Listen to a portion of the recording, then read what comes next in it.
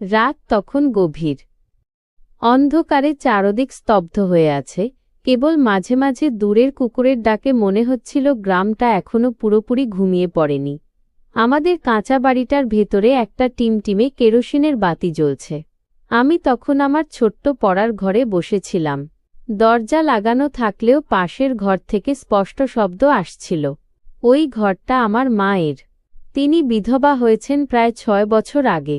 তখন আমার বয়স ছিল মাত্র 12। বাবার মৃত্যুর পর মাই আমার সব। মায়ের কষ্টগুলো আমি নিজের চোখে দেখেছি, বুকের ভেতরে জমা রেখেছি।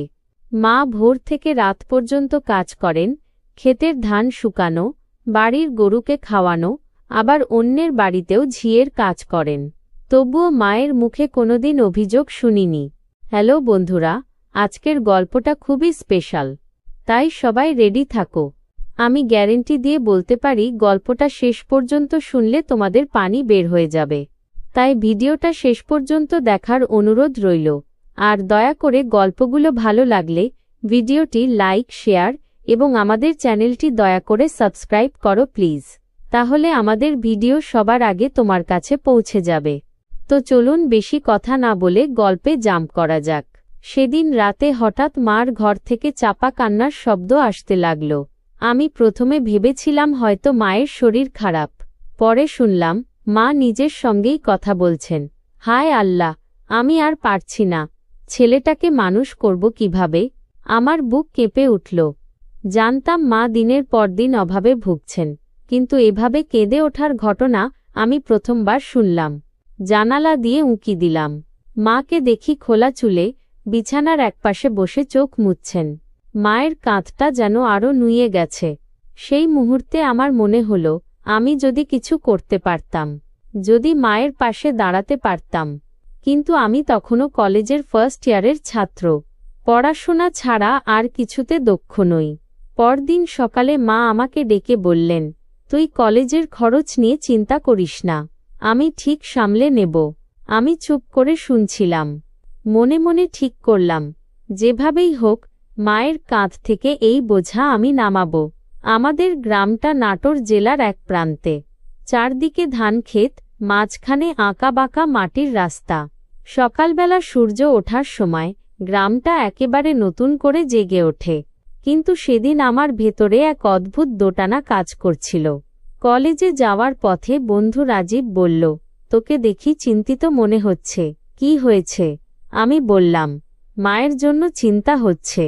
সব খরচ একা সামলাতে কষ্ট হচ্ছে। রাজীব পরামর্শ দিল, তুই চাইলে টিউশনি শুরু করতে পারিস।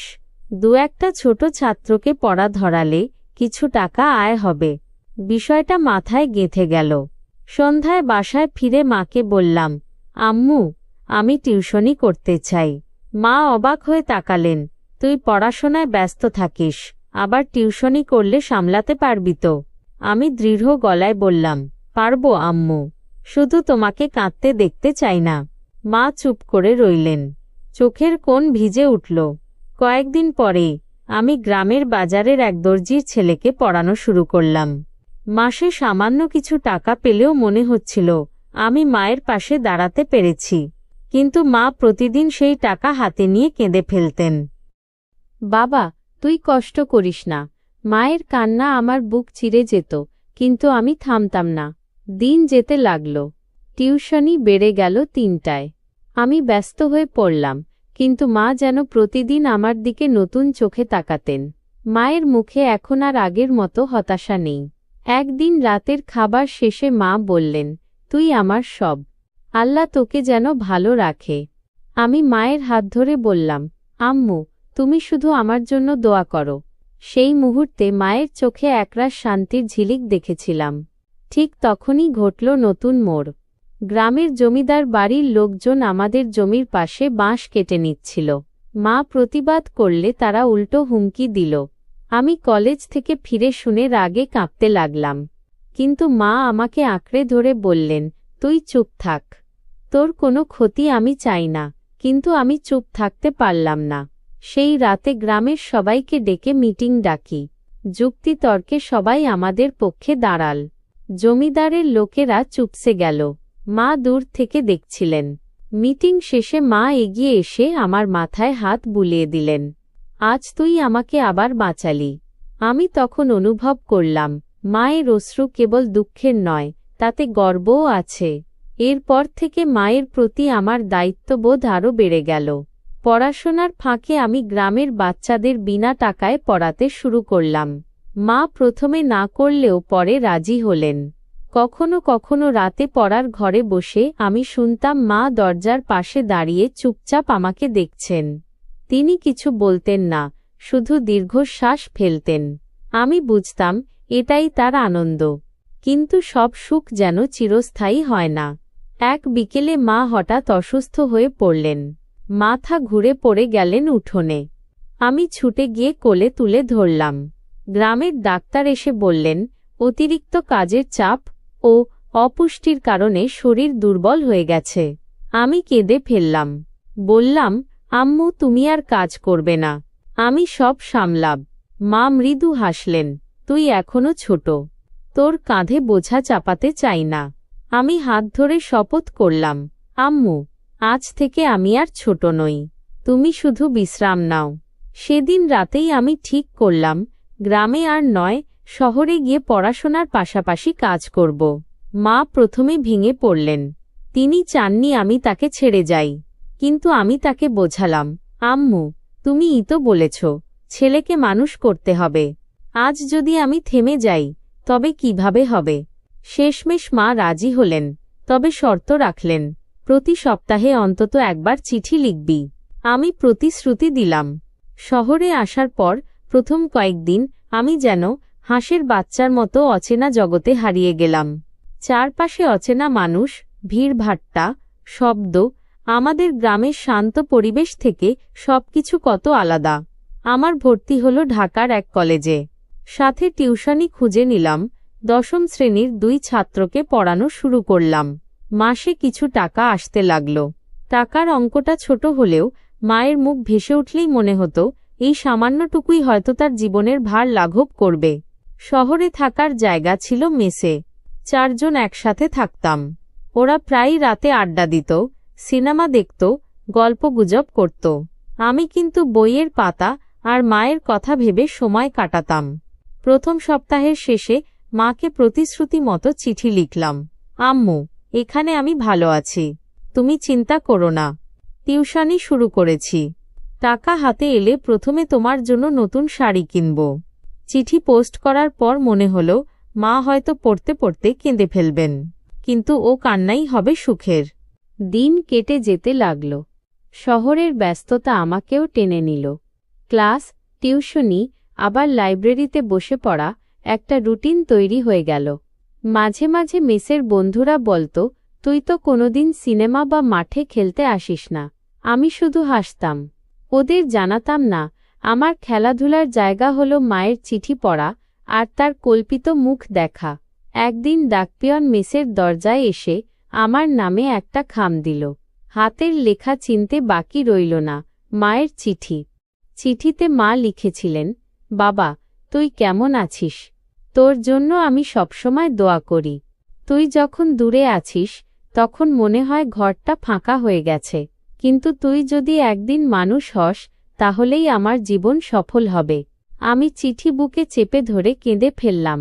মনে হচ্ছিল মা আমার পাশে বসে আছেন। পরের কয়েক মাসে টিউশনি বাড়তে লাগল। আমি দিনে 3 জায়গায় পড়াতাম। টাকা কিছুটা জমাতেও পারলাম। প্রথমবার গ্রামে ফিরলাম একটা নতুন শাড়ি আর কিছু ওষুধ নিয়ে। বাসা পৌঁছাতেই মা আমাকে বুকে টেনে নিলেন।